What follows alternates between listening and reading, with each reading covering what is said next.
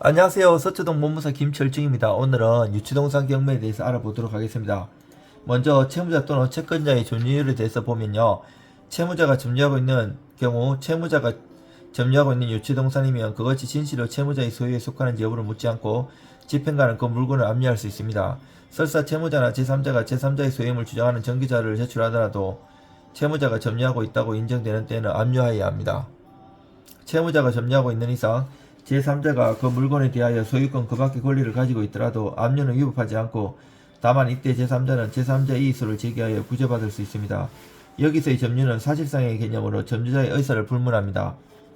채권자가 점유하고 있는 경우 채무자 소유 재산이면 채권자가 점유하고 있는 경우라도 민사집행법 189조를 준용하여 압류할 수 있습니다.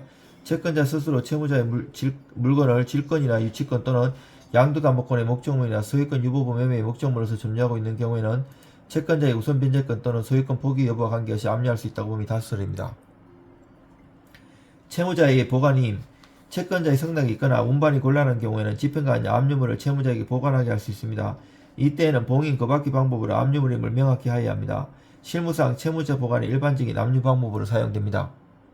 채권자의 성납은 반드시 명시적일 필요는 없고 묵시적이라도 무방합니다. 봉인 그 밖의 방법으로 압류임을 명확히 하여야 하는데 이는 유치동산 집행의 효력 발생 요건이므로 이를 하지 않으면 압류는 무효입니다. 보통 봉인표 또는 압류임을 명시한 공시서를 붙이는 방법에 의합니다. 봉인 그 밖의 압류의 표시는 자연적으로 회멸되거나 쉽게 떨어지지 않을 정도의 지속성이 있어야 합니다.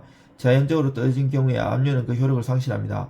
하지만 자연적인 이탈이 아니라 권한없는 자에 의한 인위적인 이탈은 압류의 효력에 아무런 영향을 미치지 못합니다.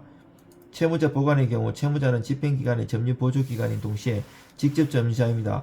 따라서 채무자의 목적물에 대한 취득시 완성은 압류에 의해 중단되지 않습니다. 압류의 본질에 비추어 압류된 물건을 사용할 수 없는 것이 원칙이나 압류 대상의 가치를 감소시키지 않고 압류 표시를 훼손시키지 않는 한도에서 점유적인 물건을 사용할 수 있습니다. 이상 서초동 법무사 김철중입니다.